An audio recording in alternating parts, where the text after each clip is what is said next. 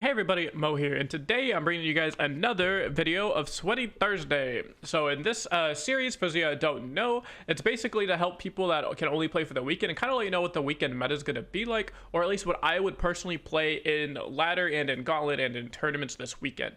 The series is kind of geared and targeted more towards the people that don't have a lot of time to grind, Monday through Friday, every single day for multiple hours. Maybe you have, a full-time job, maybe you have multiple jobs, a family, kids, other responsibilities that just don't really allow you to get into the meta and get into the game a lot during the week. And then so Fridays and the weekends are really the only time you have to really just grind out the game, and that's the only time you have to spend playing LoR if you're in like school or something.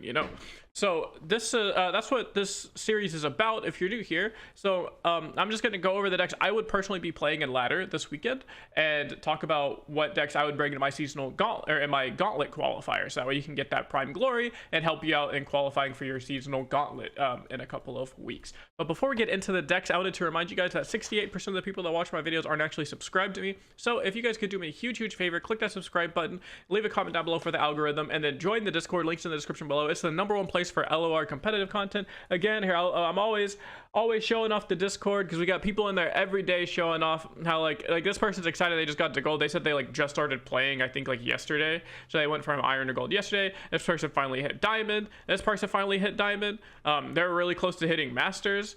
Like all this person finally hit platinum.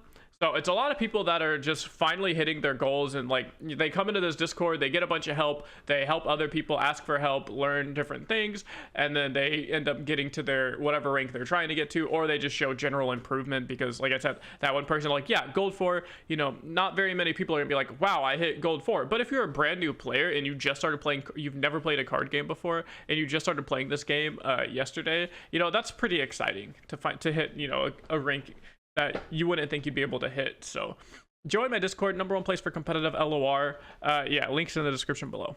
But that's it for the intro. Let's get into the decks. So we'll start off with a couple of standard decks. So if you notice here, all of these decks are kind of mid-rangey / aggro. So you have like aggro deck here, combo deck here, and then you have like mid-range decks here. Even though Poppy Lulu is kind of like more on the aggro side of mid-range. And that's because Ezreal Kennen is kind of fallen out of the meta. Not very many people are playing Ezreal Kennen, but there's still a few. Right now, especially in NA, the #1 decks being played are Nora Heimer, Pirates, and then various Ionia decks. So like not necessarily Ezreal Kennen, but there's still like Lacent Auctions being played a lot. Nami TF Ionia is being played a lot, and like Karma Victor, just like random decks like that are being played a lot. And so these decks all kind of just beat Ionia really well, and you beat Nora Heimer very well. Even though I know like stats say Nora Heimer is supposed to be favored into Pirates, I promise if you just get any amount of value at all and draw your champions, this matchup is really good for you. So yeah, we'll start off by with the most obvious one. So Pirates. Yeah, I think Pirates is pretty broken. Obviously, I think a lot of people agree. I think Riptide Sermon is extremely strong. This is the version I've been playing.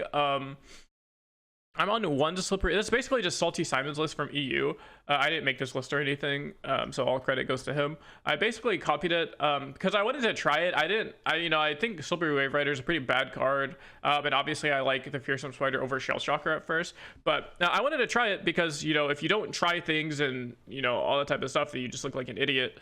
You can't really talk shit about a bunch of stuff if you don't at least try it. So I talked shit about it a lot, about those two cards. I tried it. They're all right. I think Shell Shocker is really good, only because Riptide Sermon. So originally my thoughts were you don't want Shell Shocker if you're not playing spells early on, but really you want Shell Shocker because it allows you to curve out and still play Riptide Sermon on like turn 4 against Kindred, right? So you can play like Shell Shocker on 1, another 1-drop on 2, and then MF on 3, and you still have Riptide Sermon on 4. You could play like multiple Shell Shockers early, and then boom, you can still play Riptide Sermon on 4. The biggest thing is being able to play this Riptide Sermon on turns like 4 and 5 whenever you need it against like Kindred, Heimerdinger, stuff like that. And Shell Shocker lets you curve out and play early game units and still do that. And then the one Slippery Wave Rider, I'm only on one because there are some matchups where this card is just like really good. So like the Red Gwen matchup, this card is really good. Let's see. In the mirror match, it can be good, but usually spending that much mana towards that end of the game, it depends. Like if you can afford to play this and have it hit, you're probably already winning. But yeah, this card like randomly sneaks in a decent amount of damage. Plus, if you ever equip it with like Scout from Ionia Hookmaster, then it's representing 10 damage that's unblockable. That's pretty crazy. It's really good in the like Nora Heimer matchup, which is probably the main reason I'm playing one of it, is because it's really good in Red Gwen and it's really good against Nora Heimer. But I don't think playing more than one is ever correct. I think playing exactly one copy of this card is good, because in the matchups it's good in, it's really good, but in every other matchup it is just dog shit and it's a clunky card. So that's why I think one's probably fine, but more than one can literally never, ever, possibly ever, by any fraction of a percentile, be correct. So this is the list, and also all the deck codes to these are going to be in the description below, so you can play the exact same 40 cards that I'd be playing. Deck number 2, again, very standard list, is Red Gwen. I think I took out the Skitterer to put in, yeah, so I'm playing Blade Squire now. Basically, I needed more early game against Pirates. So I took out the Skitterer and I took out one House Spider and I put in 2 Blade Squires, so I have more 1 mana 2/1 1-drops. On top of, if the Blade Squire gets you quick attack, it helps you go infinite with Eternal Dancers. If the Blade Squire gets you Overwhelm, it can make your Gwen deal, you know, a shit ton of damage randomly. And then if you get the +2, if you're ever super wide, the +2 could just help you push some damage. If you have like some spiders in play or something like that off a Vile Feast or you know, whatever, then it could help out a lot. Yeah, so Red Gwen, extremely standard. This is to beat a lot of the you know, you're supposed to try and beat the aggro decks with it. You're supposed to just be a bigger mid-range deck than most other mid-range decks, because you play things like Ravenous Flock, your Gwen gets you insane value, stuff like that. You play, you know, Sentry Flock. So yeah, extremely good deck. Still my favorite mid-range deck in the game right now. And okay, so the next 2 decks are kind of a little bit new, I guess, in a way, if you want to call them new, but they're not as popular as the first 2 options, but they're insanely good. So number 3 is going to be Scouts. So Scouts, everyone knows, just completely bodies Ionia decks in the really slow decks, because you play rallies, you have Misfortune. Ionia decks are decks that don't just play hard removal, can't really kill your Misfortune, so it's a feels good, man. This version plays 0 Sharp Sights, but I'm sure you could find a way to fit Sharp Sights in. Like, you go to like 2 Ginny and then like, I don't know, something else, and you just play like, you know, a couple of Sharp Sights. But I'm not a deck builder, so I don't really mess with the list. This was just the highest Scouts deck from Easy to Win on NA Ladder. But yeah, they basically have a hard time killing MF, and then you just kind of run away with the game and destroy them. And then of course you play rallies at the top end, so your control opponents and slow Ionia opponents can literally just never tap out before 4 mana. And sometimes you just slam Golden Ages into their 4 mana and check them for deny, and if they don't have it, they just lose the game.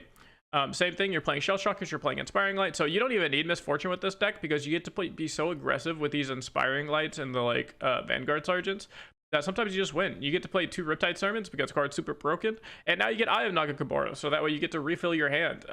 Insanely strong. I think Seku was also playing it. Let's see, where is he at? So yeah, Easy to Win's rank 7 with it. Seku was like rank 2 with it or something. Here he dropped down to 14, but yeah, Scout's insanely strong for that reason also. And the last deck we'll talk about here is Poppy Lulu Demacia.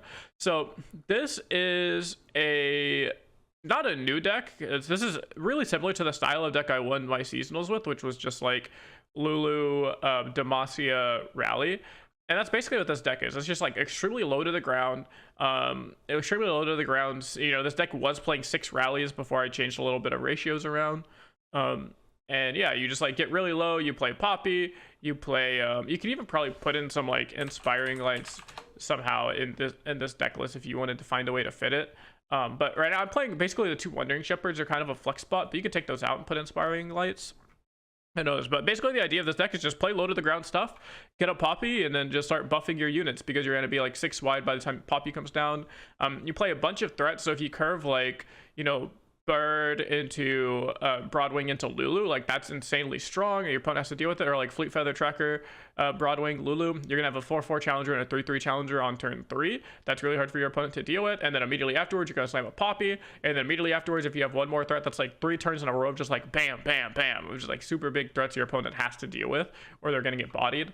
Yordlesmith makes it so you can trade, or you don't trade, but you just kill a bunch of your opponent's units really easily, and they can't really block you ever. So this helps you against other mid-range decks. This helps you take control. So the way Yordlesmith works is it says give all units with equal power or equal or less power to me. So things like Broadwing, even though it's technically a 3/3, because it has formidable and has 0 attack, it'll get quick attack from Yordlesmith. You can give your Poppy quick attack with Yordlesmith. You can Lulu buff up the Yordlesmith. Now Yordlesmith has a 4/4 and gives everything quick attack. There's like a bunch of cool things you can do with Yordlesmith, and it just makes it so your opponents have challenger and quick attack, and then you can rally and do a bunch of crazy shit. Yeah, we're on 5 rallies because you really want to rally in this deck and level Poppy. The amount of times I just go like turn 4 attack with Poppy, turn 5 rally, turn 6 open attack level Poppy. People just concede. It's really funny. So yeah, this deck is actually the deck I just used to hit rank 1. Hopefully I'm still rank 1. No, Fate! I was just talking. Well, I'm sure early in the video you guys saw me hit. I was rank 1. But yeah, this is the deck I used to hit rank 1. I went on a like 12-game win streak. Basically, I picked up the deck, won 12 in a row. Should have been 14 in a row, but I was playing at like 3 a.m. and I was playing really poorly. But yeah, deck is really strong and super recommended. It's actually the deck I'm going to be playing today on stream here in a couple hours. So whenever this video comes out, go check for my stream over on twitch.tv/emotional. Link will also be in the description below. I will be live streaming this deck where I'm going to try and hit, you know, more LP. Basically I'm trying to hit like, you know, 600 700 LP, something like that, to get to a point to where I could easily just camp for the season, hit my top 20 seed, qualify for world championship, all that type of stuff. It's going to be going on my Twitch channel, twitch.tv/emotional. Yeah, go check that out. So the last thing we'll touch on here is the almost at seasonal lineups, the gauntlet lineups or tournament lineups for this weekend. Basically, I would personally be on the Poppy, Lulu, Pirates, X.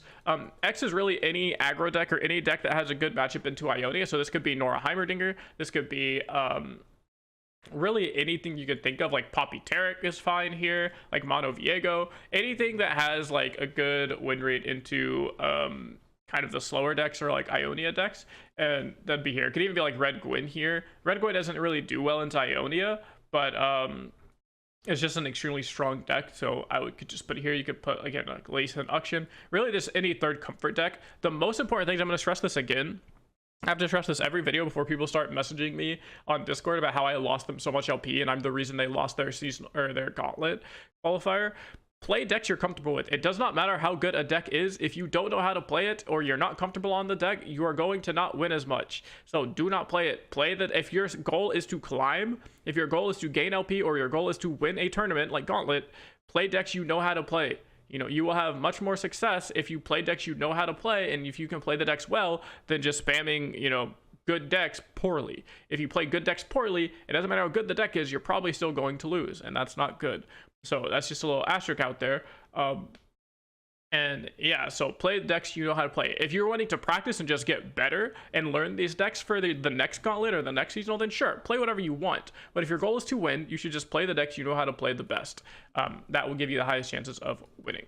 So yeah, these are the decks I'd play on ladder this weekend. These are the decks I'd play in seasonal gauntlet. I'm literally gonna go load up this deck right after this video goes live, or probably like right when this video goes live. I'm gonna go onto my Twitch channel and then be playing this deck. So if you want to learn how to play this deck, I literally gained 250 LP last night. I'm gonna hope to gain, you know, more LP again today. And so go ahead and go over to my Twitch channel, twitch.tv/emotional. Links in the description below. Join the Discord, all that type of stuff. You get all the knowledge for free.